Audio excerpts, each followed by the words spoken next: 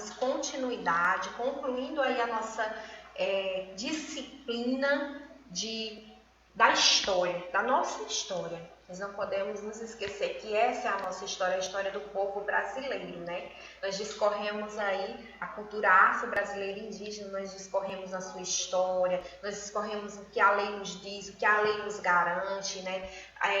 Qual é a proteção, o legado que os índios têm deixado até hoje, em pleno século XXI, como está hoje a vida deles, como nós podemos perceber e elencar essas questões dentro das nossas salas de aula. Nós discorremos aí entre que nós temos um país diverso, de cultura, né, que cada região foi colonizada de uma forma, cada lugar, cada estado tem a sua singularidade, a sua particularidade, né? E hoje nós estamos aqui para discorrermos sobre as questões objetivas, né? Atividade offline, né? Nessa quarta aula que nós estamos aqui, nós vamos adentrar aí do capítulo 8 até o capítulo 14 da nossa apostila. Nós vamos perceber, né, a história dos negros aqui nessa disciplina, né, nessa parte, nessa atividade, né, e vamos perceber que nada foi por acaso, né? Nada foi por acaso e que nós tivemos assim entraves, lutas, desafios, continuamos a ter esse desafio, né? A nossa cultura afrodescendente, cultura brasileira, né? E também indígena, né? E nós percebemos aí que a arte, né, afro-brasileira, ela sempre fez parte, né? Os negros aqui chegaram, eles também achavam bonito o jeito dos índios, né, de fazer, né, seu próprio artesanato, de se cuidar, né? Os índios eram muito vaidosos, né? São muito vaidosos. E os negros, eles foram também pegando essa partezinha, né, da cultura que aqui já chegaram e já acharam, já encontraram, eles foram pegando essa partezinha. Então aí nós tivemos, né, um legado vasto a nossa cultura, né? E nós não podemos esquecer que os negros, quando eles também tinham a sua particularidade, a sua singularidade, né? Tanto a capoeira, né? A sua dança singular, né? Hoje é tido como um esporte, é um esporte brasileiro, a capoeira, a arte afro-brasileira. Nós vemos aí, né? Aqui mesmo nós podemos perceber que a arte é imprescindível para a nossa cultura, né? Que nós adentramos aí nessa história da arte, nós percebemos o legado, né, que recebemos da Europa, da afrodescendência, mas que também temos, né, essa singularidade. O quanto é importante percebermos a arte como um meio, né? A religiosidade, né, suas origens, as características, as curiosidades, né?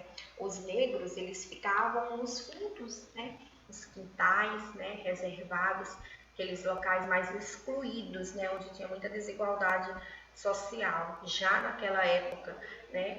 E o meio deles se divertirem era com a dança da capoeira, era fazendo arte. Então, no pouco tempo livre que eles tinham, pouco tempo livres que eles tinham, era para isso, né? Era para que eles pudessem enaltecer mesmo o seu ego, o seu eu. E a forma era com a dança, com a arte, com a sua religiosidade, o Xangô, o Candomblé, nós podemos perceber aí que é marcado, né, na vida deles, né? E a chamada literatura, o resgate da cultura negra, né? Nós percebemos aí, na aula anterior, nós falamos um pouquinho sobre a literatura negra, né? Essa literatura que foi importante para a nossa cultura, é importante para a nossa cultura e que tivemos aí como carro-chefe, né, o escritor, estudioso, pesquisador, né, o Machado de Assis, ele que era neto de escravos, né, e teve propriedade para discorrer sobre a religiosidade, sobre a arte, sobre a música, a dança, a capoeira, enfim, tudo sobre os negros, né? E aí nós ficamos nesse tempo de lutas, de entraves, de perspectivas, né? Muitas vezes a nossa cultura ela foi escondida porque nós vivemos num país, né, muito excludente, né? Num país onde o poder aquisitivo ele conta, ele soma e Em 2003, essa cultura ela passou por um processo de resgate, né? Um processo de resgate onde em janeiro de 2003, isso não foi fácil, meus irmãos, meus amigos, né, meus colegas de profissão, isso não foi fácil, né? Até chegarmos em janeiro de 2003 e termos, né, a garantia que a lei nos proporcionava de resgatarmos a cultura negra, né? Essa lei ela teve como número 10.639, né, que vem nos garantir que a cultura negra faz parte, sim, da nossa história, trouxe um legado importante e até nos dias atuais. Nós percebemos hoje, aqui em pleno século XXI, no ano 2020, né, a importância e que hoje tem crescido esse movimento negro, né, dentro do nosso país, né? As pessoas muitas vezes tiveram vergonha, se esconderam dessa cultura, né? Não deixaram vir à tona, fomos recebendo, né, muitas culturas de outros lugares, de outros países, de outros estados e ficavam meio que escondidos, meio camuflado a cultura negra, né? E nós percebemos que nesse período teve essa explosão do movimento negro. As pessoas começaram a usar mais o afro, né, o cabelo afro como é chamado, o black power, e as pessoas começaram a perceber também que a cultura negra é importante e que as pessoas precisavam não mais ter vergonha. Então nessa atividade nós vamos discorrer, né, sobre as obras literárias importantes, né, que tiveram esse legado importante, deixaram a sua marca positiva para percebermos a importância também da afrodescendência dentro da nossa cultura. Nós vamos perceber que o maior escritor afro, ele é brasileiro, Machado de Assis, né? Ele fomentou a realidade, né? A cultura, a arte, a religião, as características próprias de cada momento, né? Dos negros, onde os negros tiveram as dificuldades, os entraves, até chegar nesse objetivo comum, que é o dia de hoje, né? A capoeira, como vocês podem acompanhar no slide, né? Reconhecida como esporte, suas características próprias, né? Como ela foi importante para a disciplina, né, dos negros naquela época e hoje também. A arte afro-brasileira, as comunidades começaram a descontar o seu potencial, começaram a perceber que eles tinham o potencial de criar, de recriar. Uma coisa que não seria mais, eles faziam um modelo excepcional e ali iam crescendo a sua arte enquanto é arte, né? A sua língua própria, nós herdamos a língua portuguesa, né? Dos portugueses, nosso brasileiro, língua brasileira é o português, porque nós herdamos da cultura europeia. Aqui os índios, eles já tinham só a língua própria, mas nós herdamos essa língua, né? Nós tínhamos a nossa língua materna e herdamos o português abrasileirado, né? Nós podemos dizer assim, né? Da cultura europeia, né? As religiões afros, nós não podemos esquecer, né, que nós tivemos aí, os negros têm essa forte tendência, né, para o candomblé, a umbanda, a jurema, o xangô. Então a sua religiosidade, ela parte daí, né?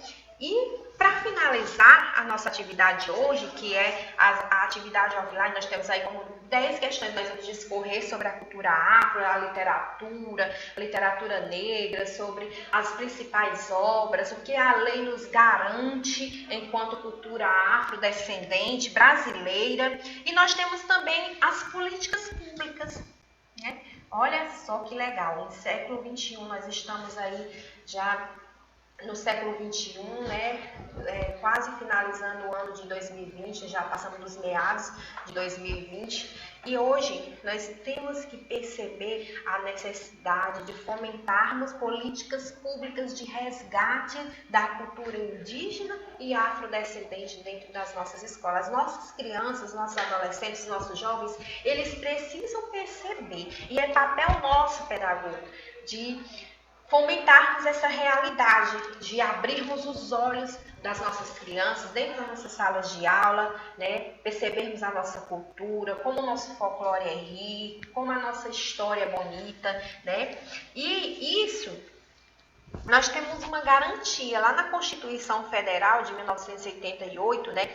Ele já nos propõe, né, esse resgate, essa construção de percebermos a necessidade das crianças brasileiras dos jovens, dos adolescentes, perceberem a importância do legado indígena, a importância da cultura afro aqui na nossa nação, né? E também a política pública ela é muito importante porque ela vai esclarecer, denunciar, na verdade, né, todas as desigualdades sociais que existiam, né, e que hoje elas ainda fazem parte do nosso dia a dia, as desigualdades sociais, né, enfim. Então, nessa atividade, nós somos convidados a discorrermos, né, adentrarmos mais forte nessa história, né, da cultura afro-brasileira e também da indígena, né, a importância do seu legado, as suas particularidades, as suas singularidades. Então, até lá, espero que tenha sido esclarecedor e que nos ajude a caminhar e trilhar dentro da nossa própria cultura. Como iniciamos dizendo, não existe povos sem cultura, sem uma história. Ninguém nasceu como uma mesa, né, uma tábua sem nada. Temos uma história, um legado a ser contado e essa disciplina ela vem para nos ajudar a percebermos essa importância. Até lá!